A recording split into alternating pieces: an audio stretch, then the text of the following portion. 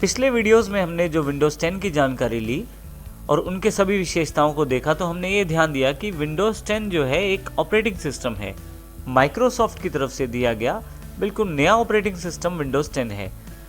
आगे चलने से पहले हम ऑपरेटिंग सिस्टम की थोड़ी सी जानकारी ले लेते हैं। What is an operating system? Operating system क्या होता है या ऑपरेटिंग सिस्टम क्या है? ऑपरेटिंग सिस्टम वो सॉफ्टवेयर है जो आपके कंप्यूटर के सभी रिसोर्सेज को, चाहे वो कंप्यूटर हार्डवेयर से रिलेटेड है या चाहे वो कंप्यूटर सॉफ्टवेयर से रिलेटेड है, इन सभी रिसोर्सेज को मैनेजमेंट करने का कार्य आपका ऑपरेटिंग सिस्टम करता है। कंप्यूटर में जितनी भी कॉमन सर्विसेज हैं और जितनी भी बेसिक सर्विसेज हैं, सभी ऑपरेटिंग सिस्टम के द्वारा प्रदान करवाई जाती हैं। एप्लीकेशन प्रोग्राम्स को चलने के लिए ऑपरेटिंग सिस्टम की ज़रूरत होती है। ऑपरेटिंग सिस्टम क्या क्या कार्य कर सकता है? What does operating system do?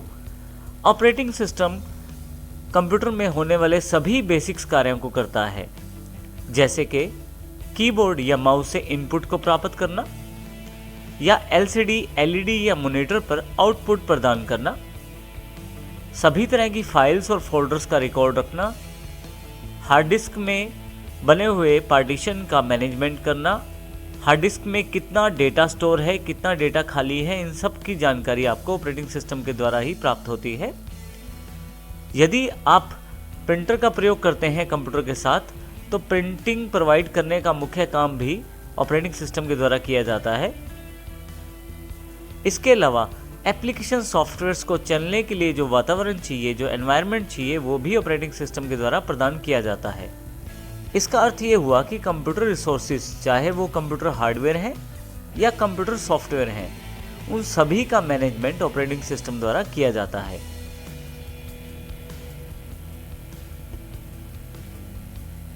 आज के समय में आप कोई भी कंप्यूटर, कोई भी लैपटॉप, कोई भी हाइब्रिड कंप्यूटर हो या इवन मोबाइल क्यों ना हो, सबके और चलने के लिए कोई ना कोई ऑपरेटिंग सिस्टम ज़रूरी रहता है।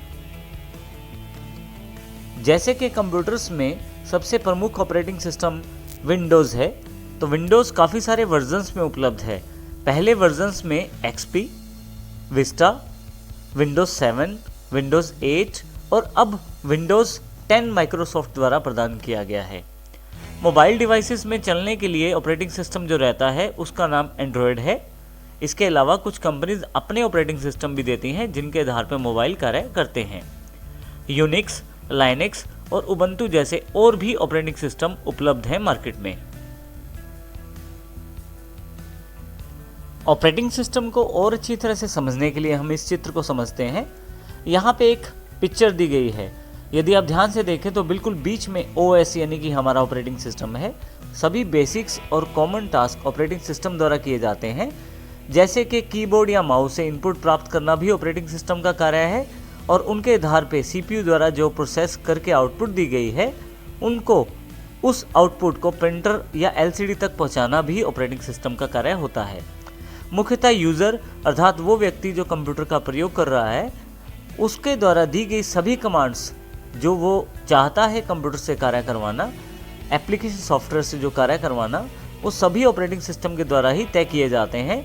जितने भी रिसोर्सेज आपको स्क्रीन पे नज़र आ रहे हैं, वो सभी ऑपरेटिंग सिस्टम के द्वारा ही समन्वित या कम्युनिकेटेड किए जाते हैं।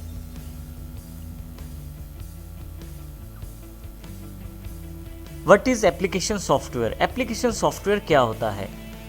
एप्लीकेशन सॉफ्टवेयर वो सॉफ्टवेयर है जो एक किसी खास तरह का कार्य करता है, अर्थात वो सॉफ्टवेयर जो एक विशेष तरह का कार्य करे उसे एप्लीकेशन सॉफ्टवेयर कहते हैं। जैसे उदाहरण के लिए विंडोज़ में पेंट के नाम से एक सॉफ्टवेयर उपलब्ध होता है जो केवल पेंटिंग का कार्य करता है। इसी तरह से MS वर्ड जो MS ऑफिस का पार्ट है, उसका मुख्य कार्य टाइपिंग से रिलेटेड टेक्सचुअल टास्क को करने का रहता है। जितना भी टेक्स्ट से रिलेटेड कार्य रहता है वो वर्ड द्वारा किया जाता है। इसी तरह से एक्सेल एक और सॉफ्टवेयर है माइक्रोसॉफ्ट ऑफिस में दिया गया। एक्सेल का मुख्य कार्य कैलकुलेशन करना रहता है। हम यदि ध्यान से देखें, 3 सॉफ्टवेयर्स का जो एग्जाम्पल दिया गया है, सभी का कार्य भिन्न भिन्न रहता है। एप्लीकेशन प्रोग्राम्स को चलने के लिए एक एनवायरनमेंट चाहिए होता है जो कि ऑपरेटिंग सिस्टम द्वारा ही प्रदान किया जाता है। एक कंप्यूटर में एक से अधिक एप्लीकेशन सॉफ्टवेयर्स हो सकते हैं, परंतु एक कंप्यूटर में किसी एक समय में एक ही ऑपरेटिंग सिस्टम कार्य करता है।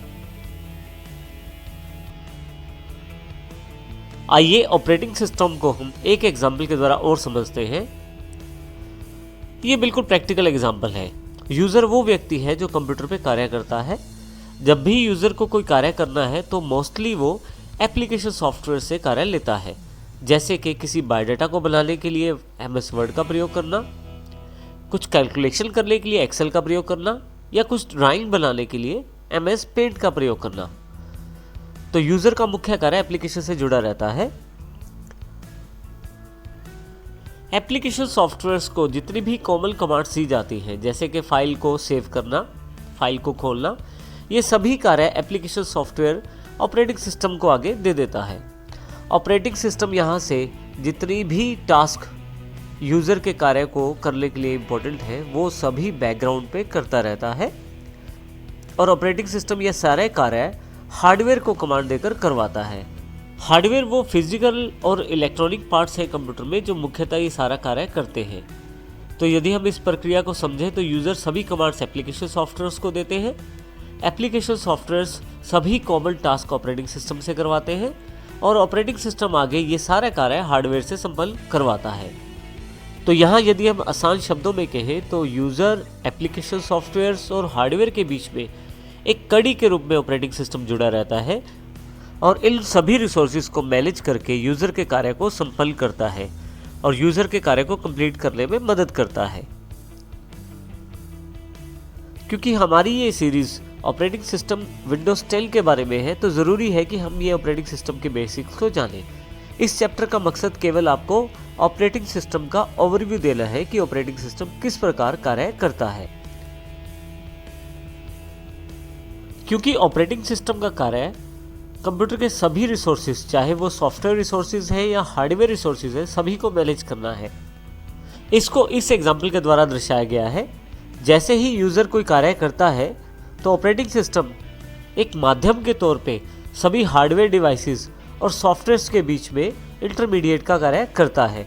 जैसे कि यहाँ यूज़र कुछ टाइप कर रहा है एप्लीकेशन वर्ड में, जैसे ही वो फाइल सेव करता है तो ऑपरेटिंग सिस्टम उन फाइल्स को डायरेक्टली हार्ड डिस्क पे स्टोर कर देता है। इसी तरह से फाइल वहाँ से फिर से ओपन कर ली जाती है।